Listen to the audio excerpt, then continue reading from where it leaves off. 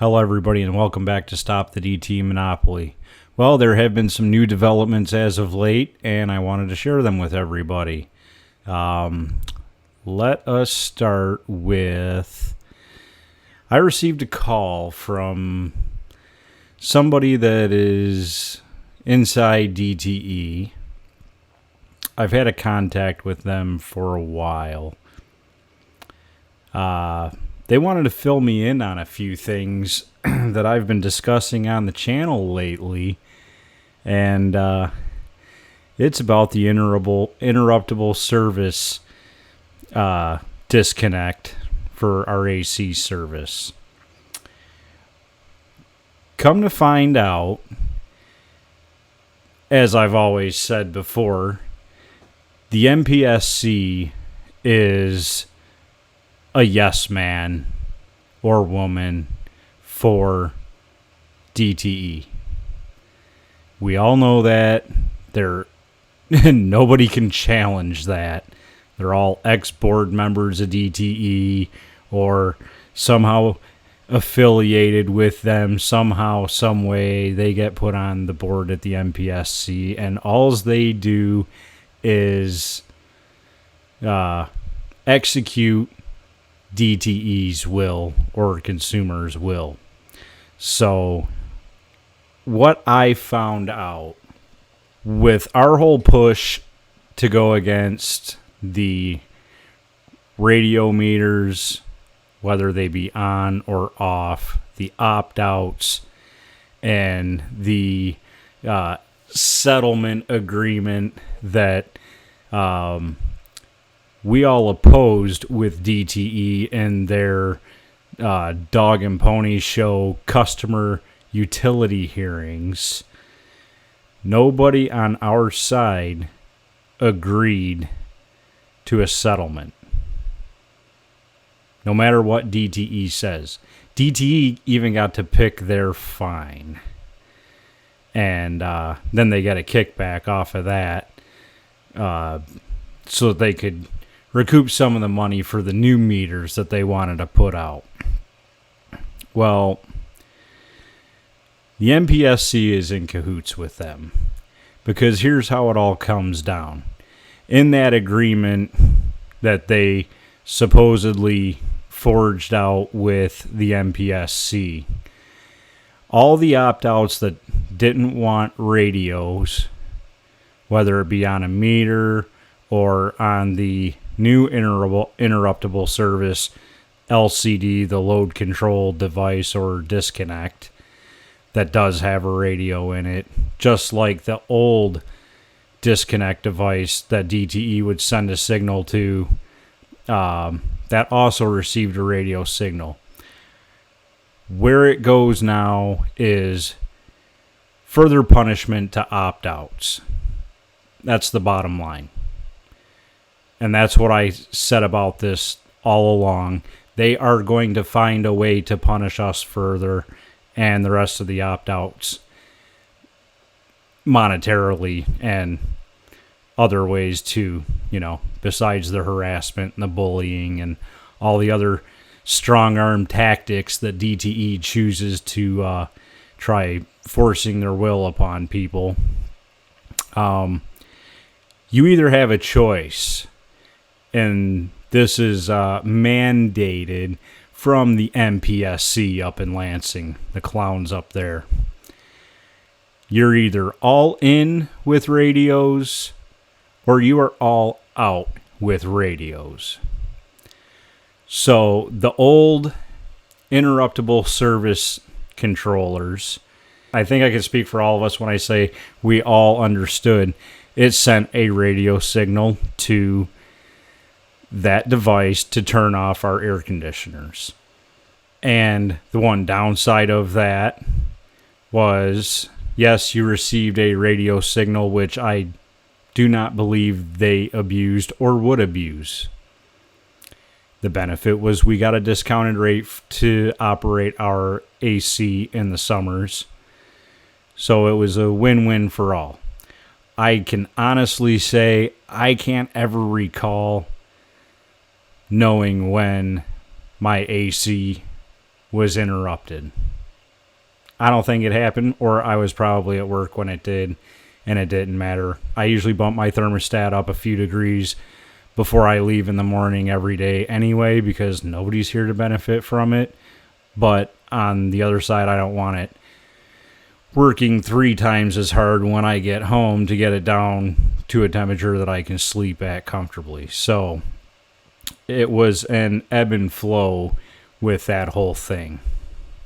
So the radio on that interruptible service at the time was not an issue. Like I said, I don't believe they abused that. Now, the new LCD DTE is claiming has to be linked up to the smart meter, but I really doubt it.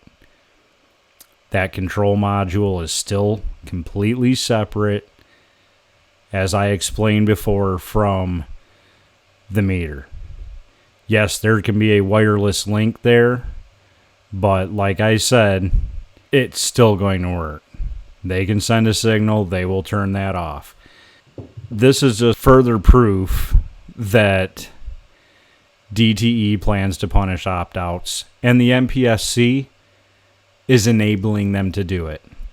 DTE is also, like I said before, doing the time of use type thing, which I said we would get into later. We're going to go ahead and touch on that today. What we have here is the DTE page. They're offering smart currents, dynamic peak pricing rate. That's your time of use. Cool currents. And we won't even get into the other garbage there. Let's go right to the cool currents, which would be where most of us opt-outs would fall if we were allowed to stay on the interruptible service program.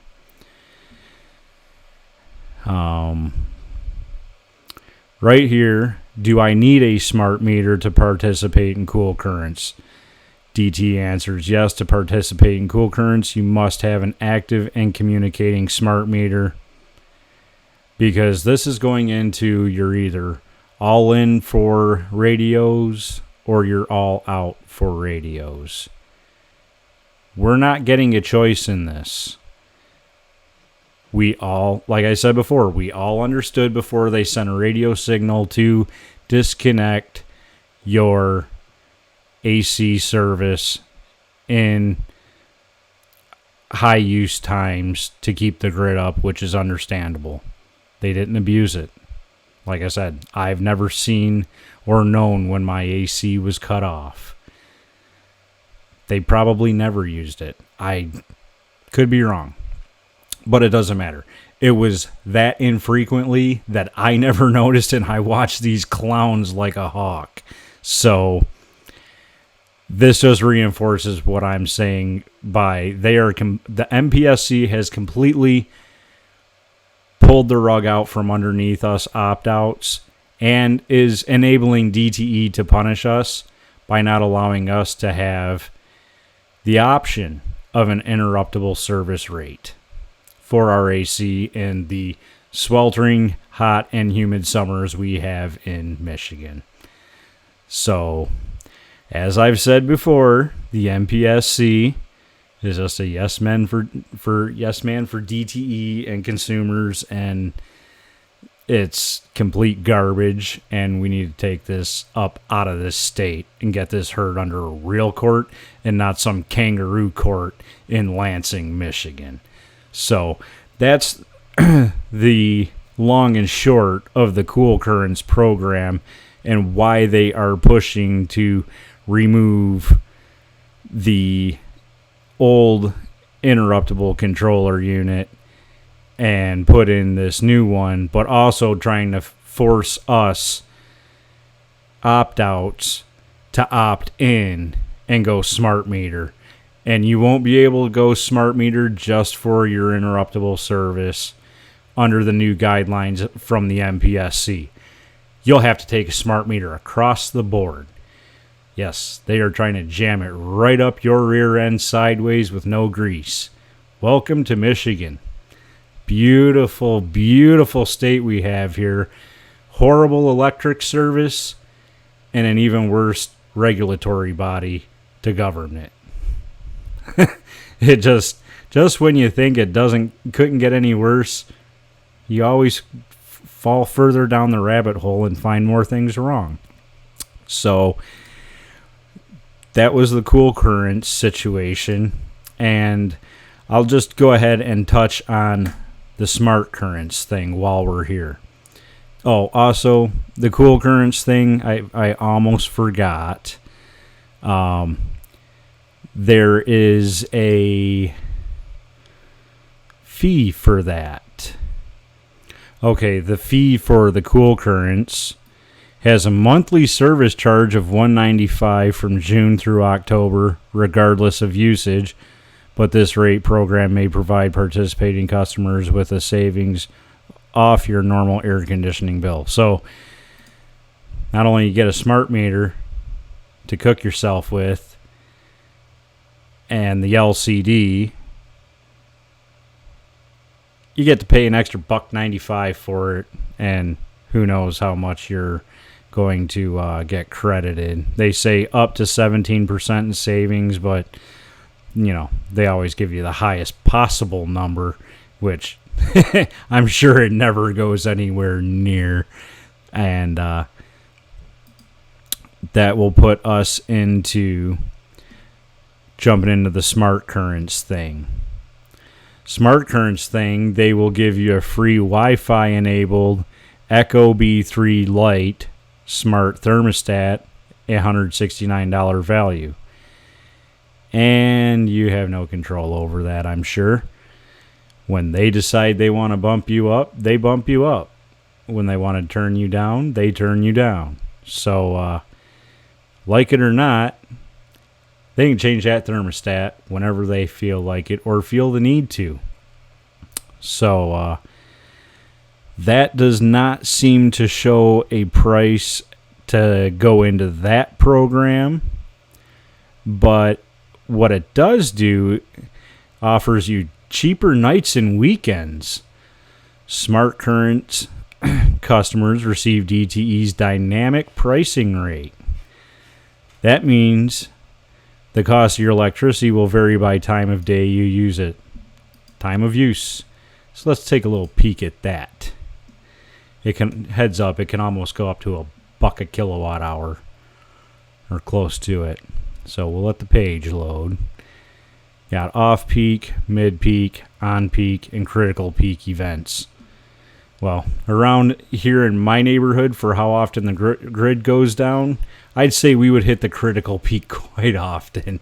So, yeah, 95 cents a kilowatt hour doesn't sound very good.